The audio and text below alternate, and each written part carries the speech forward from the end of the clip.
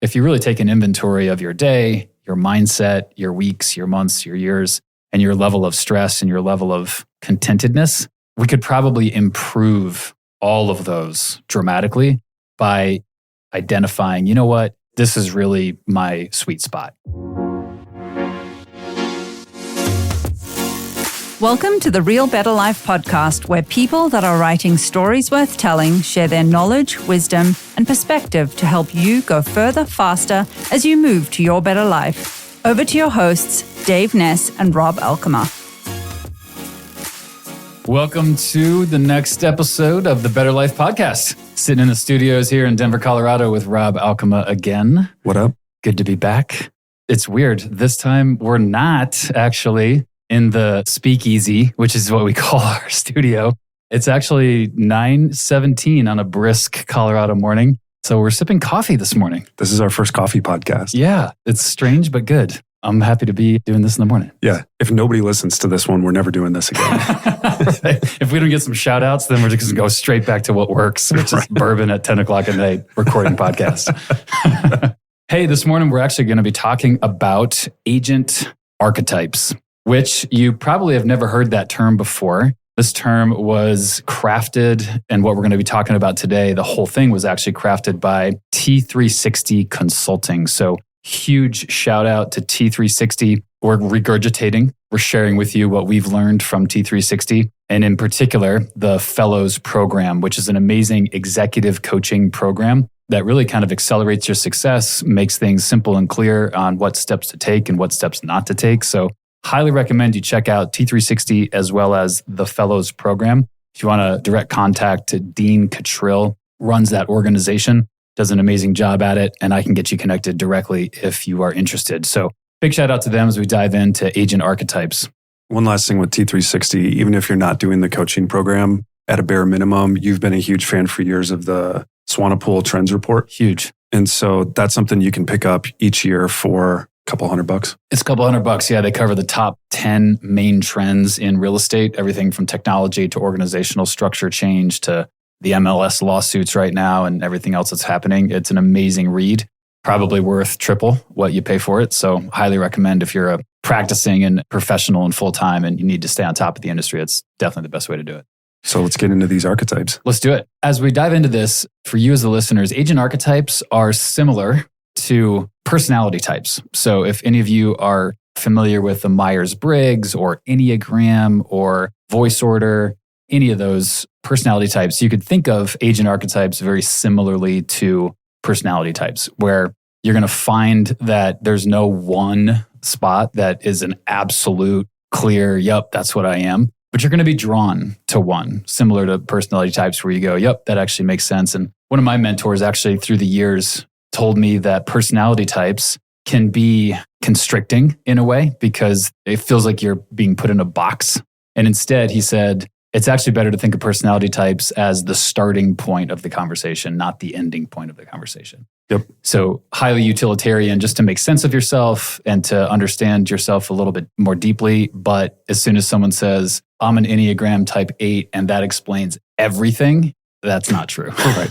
So similarly, Rob and I think that agent archetypes are utilitarian in that they can be the beginning of the conversation and you're going to find yourself existing in a little bit of all of them. Yeah, but the main reason we wanted to do this episode today, we usually try to start with like, hey, why are we doing this and what do we want people to take away?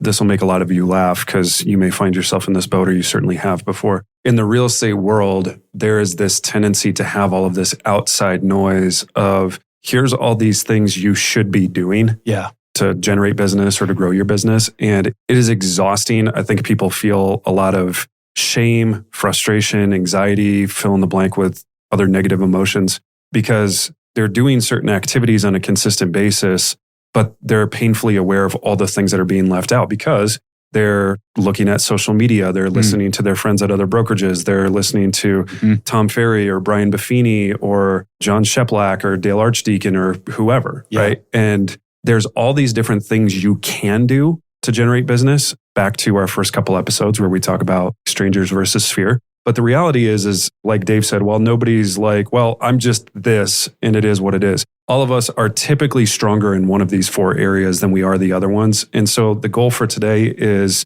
to help people get simplicity and clarity and start shutting out a lot of the noise of all the good things that they could be doing, but those really aren't the highest and best use of their time, what we would call their better life. Your better life probably exists in this place where you are largely doing activities on a day-to-day, week-to-week basis that are right in the sweet spot of your primary archetype. Yeah, it's the vision of waking up in the morning at peace. Imagine that in real estate. You're fully at peace, knowing what you're really good at, what you're not so great at, and the activities tied to that you should be focusing on. Not that we can just forego all the other activities that we're going to talk about. But like Rob said, it's that idea of just simple, clear, peaceful approach to real estate, knowing and believing that it will work eventually. It doesn't always work immediately. But when you're operating in your sweet spot and when you're operating in your zone, that's an amazing thing. And to be able to filter out and shut out all the noise, as you called it, would be a gift, I think, to a lot of people. Right.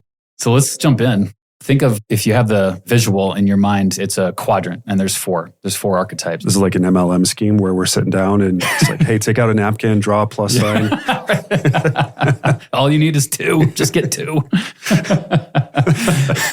Yeah, so it is. It's a plus sign. No, but seriously, grab a napkin and draw a plus sign. Right. Put this on a piece of paper. Upper left-hand quadrant is the prospector.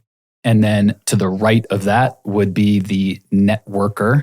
And then lower left is going to be the converter. And then lower right next to that will be the marketer. So those are the 4. You got prospector, networker, converter, marketer. I'm just going to give you guys a quick overview of each one. Write these notes down in each one of those areas of your plus sign on your piece of paper. So the prospector, here are the key practices for the prospector. They wake up in the morning thinking about cold calling is really the theme there. So think of expireds, think of for sale by owners, think of lists that this individual might have purchased even. Yep. Door knocking. Door knocking for sure. Yep. It's engaging in people that you definitely do not know. They're not in your sphere. They're not in your world. They're not in your sphere of influence in any fashion. So prospecting habits, phone skills, appointment setting skills, and certainly a ton of organization for follow-up.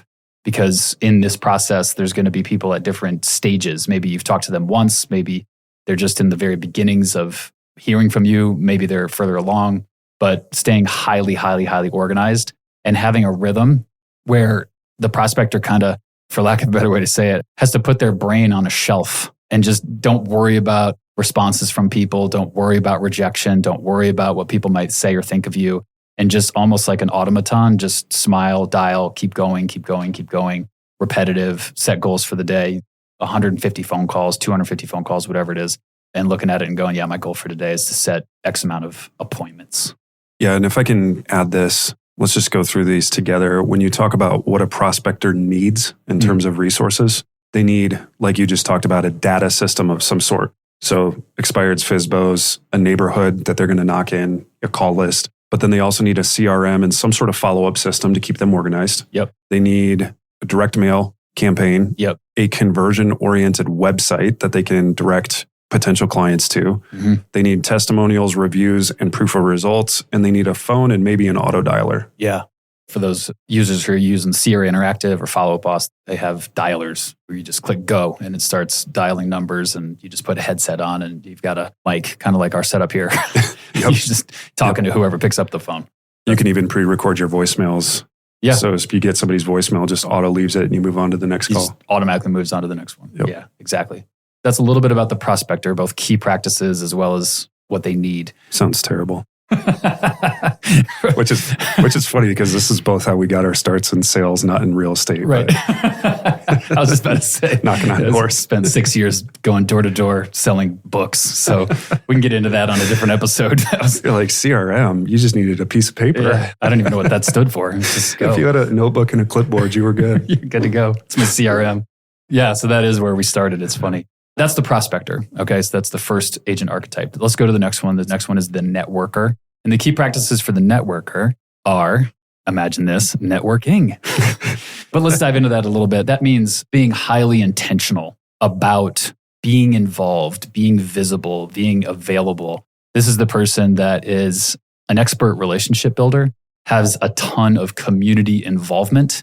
So you're going to all the HOA meetings, you're going to the church meetings, you're going to the bowling league meetings, you're going to the Lions Club meetings, you're probably a member of the Chamber of Commerce. Yeah. And you go to all those events and you show up, not begrudgingly, but you're pumped, you're excited, you're ready to be there, you're ready to swap business cards, make notes on people, understand what other people are doing, give to get.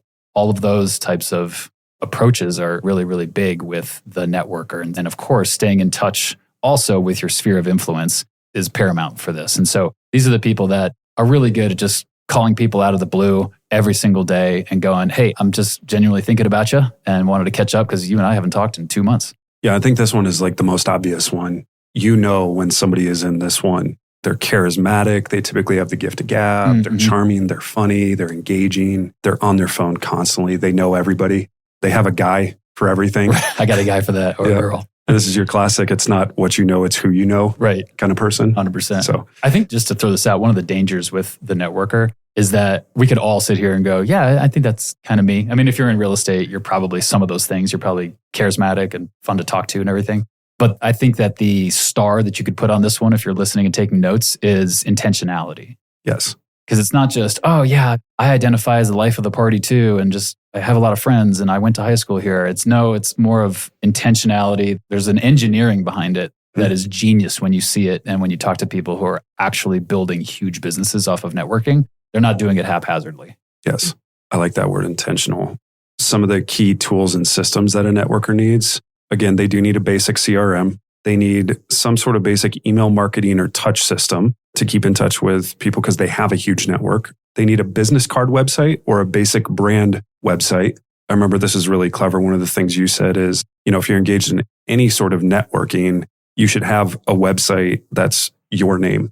Yes. Like daveness.com or robelkema.com. 100%. And you actually showed me a guy that you follow that has like his own personal branded website. Yep. I can't remember his name, Mike something. Mike Dillard. There you go. Yeah. Yep. And it's just like, oh my gosh, this is next level once you pulled up that website.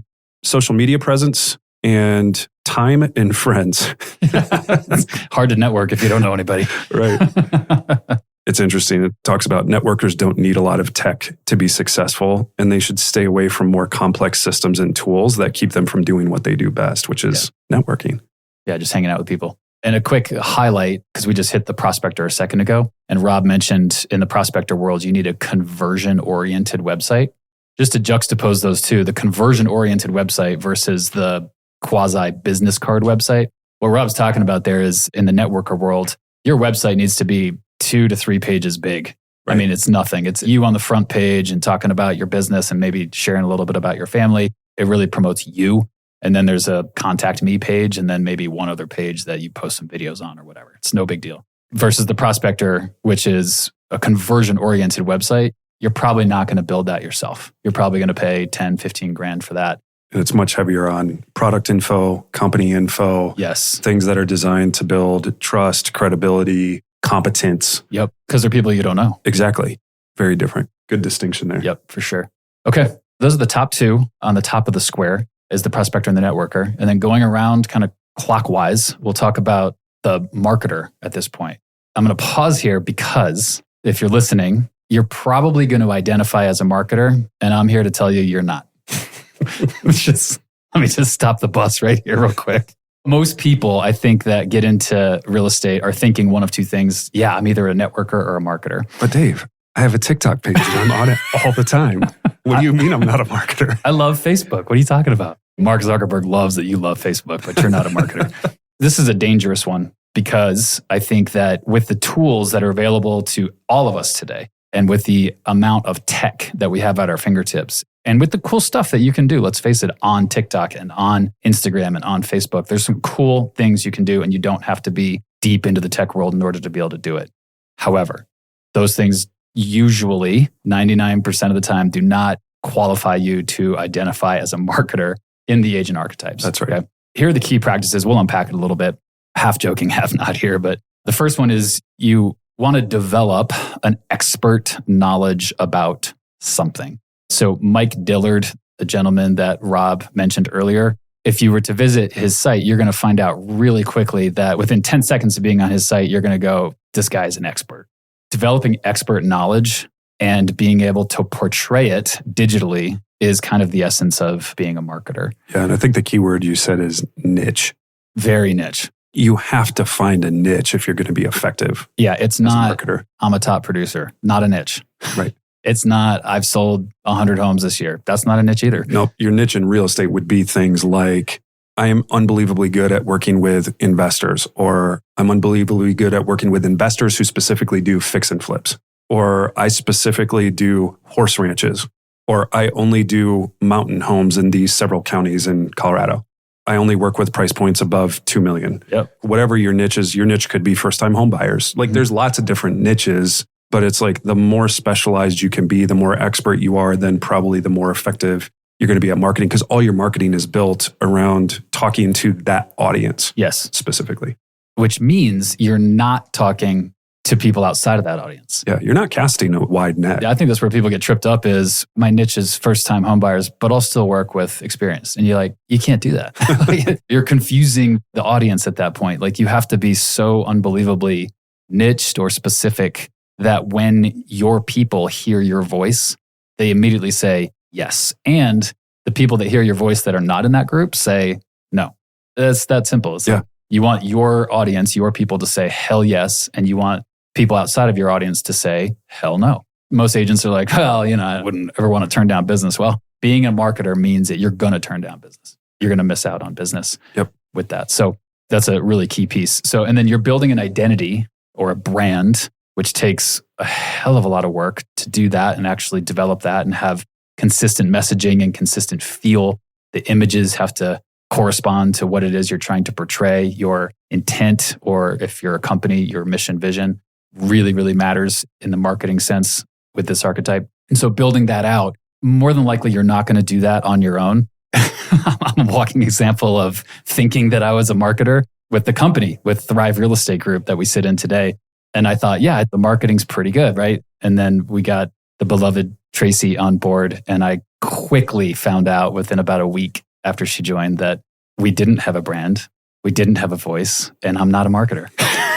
So now I'm clear. And she's only been here 10 months, so it's amazing. And then messaging to your audience, we talked a little bit about that, being crystal clear so that when they hear your voice, they respond. And then developing campaigns to reach your audience. And these, when I say campaigns, I do not mean, oh yeah, I have a campaign too. I use MailChimp or Constant Contact, and we send out an email every other week. That's not a campaign. That's called spam.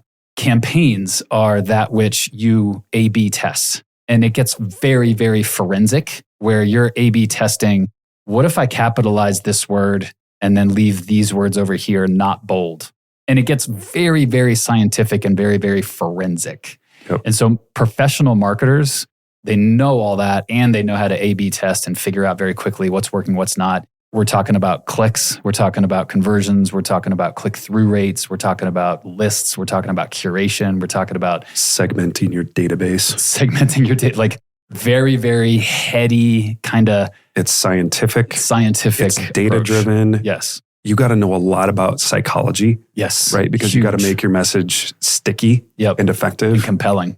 Yeah. And I think that's the word that we keep coming back to because, again, there's a lot of extroverted, charming, charismatic, I post all over social media and I have a huge network type of people that think that they're marketers. And I think they underestimate how scientific true marketing really is. Yeah, 100%. Yeah, so just making that distinction, we're kind of tongue-in-cheek saying you're not a marketer, but you're not. The difference is posting on social media is something that we all do and we all can do. And it doesn't take a rocket science to do that. And you can even have some nice graphics and put in some visuals or whatever. That's great. We should be doing that for sure, just so that your sphere and the people that already know you are aware that you're in real estate and that are reminded that you're in real estate. Fantastic. Would definitely support that and cheer that on and applaud that and support that. But that's not the marketer. That's the big kind of takeaway on this one. And real quick, if we talk about tools and systems that a marketer needs, they need a niche or brand-oriented website. Very much so. Specifically in real estate, like a neighborhood or a specialty, they need content. Exclamation point, exclamation point, exclamation point. Like you need a lot of content and it has to be good, poignant content. You need a CRM system with email marketing systems, drip campaigns, or incubation systems. You need offers. So that could be things like free reports, blog articles, free consultation. Yep. Marketing pieces, things that you can use to market. You also need lead capture tools. and you need a social or local presence in whatever community you're marketing in. Yeah, exactly. Squeeze pages. That's on our list here too. The lead capture tools is a squeeze page, and you can spend a good couple grand on each squeeze page. And usually if you're a professional marketer, you've got 10 to 20 of them. And they've been professionally designed to capture information and to be psychologically compelling to where people say, you know what, I do want to give you my contact information because fill in the blank, because you provided a certain amount of information or value to me, or I feel connected to you, or whatever it is. How about the last one? So the last one is the converter.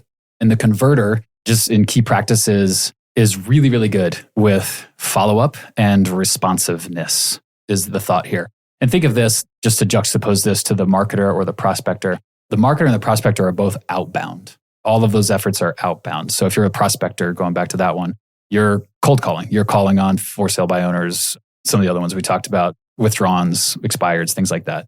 In the marketer sense, you're putting digital content out and you're drawing people in. But with the converter, these are leads that you've probably paid for or your company has produced for you, and they're inbound.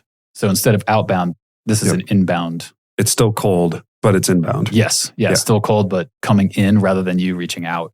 And so responsiveness is a really, really, really big deal because somebody, probably you or your company, has paid a lot of money and set up a lot of systems in order to make the phone ring. And so when the phone rings or the email comes in or the text message comes in or whatever the case may be in order to contact an agent, you could imagine the importance and the criticalness of being able to respond quickly and in the moment. So it can be very inconvenient, which we talked about a lot on the first 2 episodes. Can I throw something in here? Yeah. This has been on my heart. You and I both know that when people are new to real estate or they're new to sales and they're working in a conversion-based environment, sometimes people take for granted the value of inbound leads. And I also get not all leads are created equal. You'll go to companies and they're like, oh yeah, we have leads. And their definition of a lead is pathetic. Right. Where we work a lot on Zillow leads. And they're the furthest down the sales funnel that you can get in the real estate industry. It's a live phone call to your phone with a client on the other end of the line wanting to schedule a showing on a specific property at a specific time, usually the same day or the next day, right? Like it's about as good as it gets. I think people sometimes forget if they could just pull out of the zone of what's right in front of their face right now, in the zone of it becoming routine to just have your phone ring with a new client. Back before the Flex program got introduced with Zillow, and it was all market-based pricing, what was the average cost of a lead in a good zip code in Denver? Oh, sure. We tracked it actually. It's around $1,800 every time the phone rang. So an advisor in this ecosystem is typically getting somewhere between 50 to 100 inbound Zillow connections. Yeah. Not calls, connections. Right. You actually connected with that client. And so if you just do the math on that, that's $90,000 to $180,000 that you didn't have to come out of pocket for. And so when I say, hey, can I interject this? I think if people thought of their leads that way, like if you're at a place where you're not paying for leads, just keep in mind that if you did have to come out of pocket for those, it would be costing you 6 figures plus to be able to generate those. And I think people would take a different, more intentional level of responsiveness and follow-up and care. And engagement, yeah. And so sometimes I see people trying to think of a nice word. Beep. Yeah. I see people not stewarding those with the intentionality that they should. That was very politically correct, Rob. And I am like, what the f*** are you doing? There it is. Do you realize what you have your hands on? So anyways, continue with the converter archetype. And there's your F-bomb.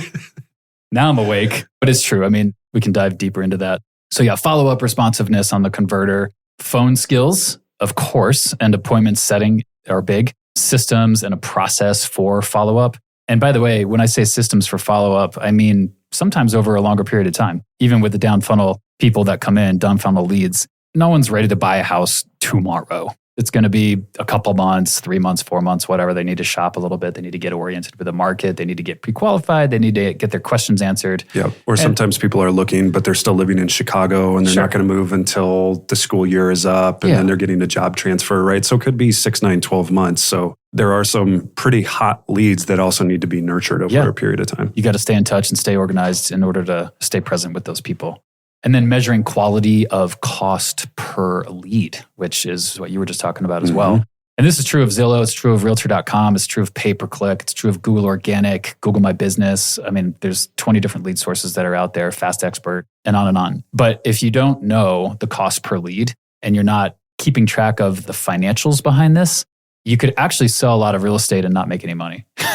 Right. So you need to be aware of that and have that on lock in the converter stage. It's interesting. One of the things T360 says here is that converters can most easily scale their business if they are effective, as they can buy more when they have their system and follow-up in place. They also don't require a network of existing relationships in order to grow, and as such can grow their business very quickly when done right. Yep. But the key phrases there are if they are effective and when done right. Yes. Because like you said, you can buy the greatest leads in the world, but if you don't have effective scripts, effective follow-up systems, if your responsiveness isn't that great, no matter how good they are, if they're not followed up on effectively, they're not going to be profitable. Yes. Which, by the way, there is no silver bullet in terms of a super high quality down funnel lead that doesn't cost much out of pocket. No. That just doesn't exist. Yeah. So typically the more down funnel it is, the more you're going to pay. The less down funnel it is, the less you're going to pay. Yeah, exactly. And the less down funnel it is, maybe a more descriptive way to say it is, the less down funnel it is, the less you'll pay with your bank account, the more you'll pay with your calendar. When that lead comes in and it's top of funnel, it might have been cheap. I mean, we can create leads all day long. We could create 500 Facebook leads today, no problem. But out of those 500, there's going to be one, maybe two that are serious. And so with that, you have to think about, well, how would you find the one or two out of 200 or 500 or whatever? And you would do that with a combination of systems and people, like an ISA, for example, internal sales associate. And so now you're paying somebody or some buddies, a couple people to sit and sift through those, dial them, talk to them, see who's serious, who's not, in order to find the one or two. And so there's a lot of systems involved in that. There's a lot of calendaring. There's a lot of work in order to move that to down funnel, versus when you're producing down funnel leads right off the bat, you don't pay for it with your calendar, you pay for it with your wallet. Yeah, and if we can actually talk about that real quick before we wrap up, when you look at each four of these quadrants, everyone has a challenge or a pain associated with it. Yes. Right. So like right now, we're talking about the pain of the converter archetype is the amount of money or the economics that you're giving up. The economics, well said. In order to have inbound connections coming to you. In the prospector category, you have to go through the pain of rejection, which is just unbelievably hard and grueling. Then as a networker, you have to go through the pain of time and the pain of patience, because first off, you have to build and grow this massive network, but then you have to sit and wait until your relationship and the moment they're ready to transact actually intersect. Yeah. Yep. You need to be present and available and top of mind for them when that happens, but you have very little control over that. And then the marketer, you go through the pain of expertise. Think about, you're probably not becoming an expert overnight in anything. No. Right? It's years of experience. It's a lot of study. It's a lot of time and money investment to become an expert at something, and then to figure out how to leverage that expertise in an effective, meaningful way. How to promote it in a meaningful way. Yeah. Yep. And so every single one of these has a pain associated with it. And so just to go back to the way we started the episode, what I often see is people think, oh, if I was just doing that over there where the grass looks really green, everything would be better and it wouldn't be as hard as it is right now. Right. And the reality is that thing over there has its own pain associated with it. Well said. Right. And so rather than like jumping from thing to thing to thing, or trying some shotgun approach where it's like, well, I'm going to do 12 different things and just hope that one or two of them work. Yeah. It's almost like, to borrow a military term, it's just like you have to embrace the suck of whatever quadrant you've chosen, and then realize that once you've identified which quadrant you're most drawn to and which one you have the most skill, the most natural affinity for, the pain is lessened because there's actually a lot of parts of that quadrant that you really enjoy doing, right? And so there's rewards that outweigh a lot of the pain. I think the worst case scenario is when people are in a quadrant that they're not naturally hardwired for, and then they also have to deal with the pain. Yes. They're getting the pain, but they're not getting as much of the reward. Yeah, and then the pain is amplified because you're already frustrated because you're operating in a quadrant that you don't really want to be in to begin with. Or that you're just not well suited for. Right. We talk about personality types. You look at your personality type or your experience or your level of shyness. I'll just throw this out. If you're shy, you're not going to be a converter or a prospector. Nope. Like I can tell you that right now. Nope, exactly.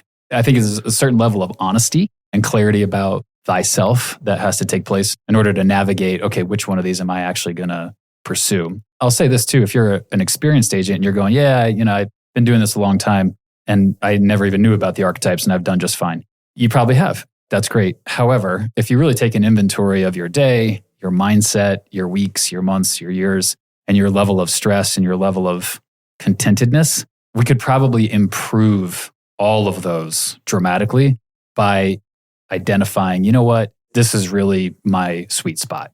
Maybe you look at it and go, but my sweet spot is the network. That's what I want, but I'm not intentional and I'm not designed and I don't have goals within that. And I don't have accountability within being a fantastic networker. Well, this is the perfect podcast to start to think about some of those things and maybe either add rocket fuel to your production or add an immense amount of peace to your days, or maybe both. But one of those two can actually come out of thinking through, where should I be as an experienced person, and start to say no to some of these other areas. Yeah, as we bring the plane down for landing here, let me go back to something you said before we jumped on. And you alluded to it actually at the beginning of the podcast. When you talk about the better life concept, there's this tendency to think, oh, the better life is doing a ton of transactions, making a ton of money, and having a lot of financial freedom. That's certainly a piece of it, but that is by far not the whole picture. No. If you want to pick up a really good read, I'm reading right now the Almanac of Novel Ravikant. I hope I said that right. It's really good. But a part that I read this morning, ironically, is he talked about over time, his values changed. And early on in his life, his main core value was freedom. And it still is one of his top core values, but the definition of freedom has changed. And when he was younger, it was like freedom to, so use that in quotations, freedom to travel, do whatever I want, buy whatever I want, go wherever I want, that kind of thing. It was freedom to do things, where he said, now I value tremendously freedom from things, which really, you use the word peace. So it's freedom from expectations, freedom from doing things that I don't love doing, freedom from doing things that don't align with my mission and who I am as a person and how I want to make an impact so good on the world. Yeah. And so just understand that part of this is when you find your quadrant and you can align your business plan, your activities, your mindset, and your expectations of yourself with the things that you're naturally hardwired for and that you love doing, that align with your mission and how you want to make an impact on the world, you're going to experience a lot of freedom from some of these other things that are probably tormenting you right now. Yeah, 100%. I love that. It is. It's such a money, financially driven industry. It's all about transactions, all about commissions, which at the end of the day, of course, that's why we do it. Yeah, and it's a very image-driven industry. There's a lot of vanity in this industry. Extremely. Not just with like what you own and what you drive and where you live, but also just how you show up to events and industry conferences and all the rest. I'll throw this out too, just as we kind of wrap up. There is a second tier of thinking with archetypes. And at Thrive, what we've done is we've picked two in order to create a business plan. One of the last episodes we did, I think it was either the last one or the one before. I think it was 2 episodes ago. 2 episodes ago, yeah. We talked about having a map, having a roadmap for yourself, or if you're a team leader or brokerage owner and you're thinking, how do I leverage this within my organization? Certainly you could teach it, but the second level is you could actually create a business plan out of it. And so just briefly, because we've already done an episode on this, but I'm going to tie it back. With Thrive, what we've done is created what we refer to as the RISE program, which is Relentlessly in Search of Excellence. That's what it stands for, Relentlessly in Search of Excellence. And so within the RISE program, there's 3 levels. There's base camp, which is typically, not always, but typically somewhere in that 0 to 36 month range. The second one is Ascent, which is somewhere between like the 3 to 5, 6 year range. And then Summit, which is kind of 6, 7 years and beyond. And of course, we live in Colorado. And so base camp, Ascent, Summit, it's a nod to the mountains. But you could create your own. And what we've done is said, okay, within the archetypes, we're going to start people primarily in the converter archetype. That's where we're going to start them because we have an amazing relationship with both Zillow and Realtor.com. We also have just organic leads because we've been around for 15 years and they just find us online and they sign up. And so there's a lot of inbound traffic. In fact, more than we can handle right now. And so the converter archetype for us is one that we look at and go, that's going to be our tool. That's what we interview for. That's what we talk about. That's what we train on for those first 36 months. We've seen it time and time again. It's rocket fuel. Within the converter archetype, we're expecting 12 transactions within the first 12 months of someone's career. right off the street, no experience whatsoever, can't even spell the word realtor. They come in and they sell 12 homes. We're actually going to be celebrating 2 tomorrow morning that have just wrapped out their first year, and one sold 14 and one sold 17, all converter archetype. However, we also realized that over time, when people get into the Ascent program and then particularly in the Summit program, because they've sold so many homes in such a short period of time, we call it bending time, because people are selling 50 homes, which usually would take 5 years if you're coming right off the street into real estate. And so what we noticed over 15 years is that all of those clients become the network. They become the sphere. When agents talk about, or advisors at our company, we call them advisors. When advisors talk about their sphere, yes, there's some friends in there, but it's primarily made up of clients. It's primarily made up of past clients, people that have bought, sold, invested, some multiple times. And that becomes the sphere. And so for us, the RISE program and the way the archetypes actually get leveraged in a business mapping sense is that we've chosen 2 to say, we're going to focus on converter so that you can move into the networker archetype elegantly and with a lot of inertia and a lot of power, because the networker archetype is one that I think you could spend a lot of time on and make no money. Right. And so there's a big danger there. That's how we've designed Thrive in a nutshell. Is we leverage the converter archetype in the first half of your career and the networker archetype in the second half of your career. And we've got multiple people in both that are loving life, and it works really well. And so we intentionally say no to the prospector. We don't have a dialer. We don't teach on FSBOs. We don't teach on expireds. We don't teach on much of anything in the prospector realm. And then the marketer, that's all done for you at Thrive. All the marketing, all the pieces, all the content, all the SEO content, the websites, all that stuff is kind of baked in. And you get to use it within your network or as the converter. And so you get to use those tools. But that's kind of what we've said no to and what we've said yes to. And I think it's been rocket fuel over the past couple of years. One last thing. It's interesting that one of the reasons we selected the converter archetype is because it is by far the most consistent and predictable of all the types. Very true.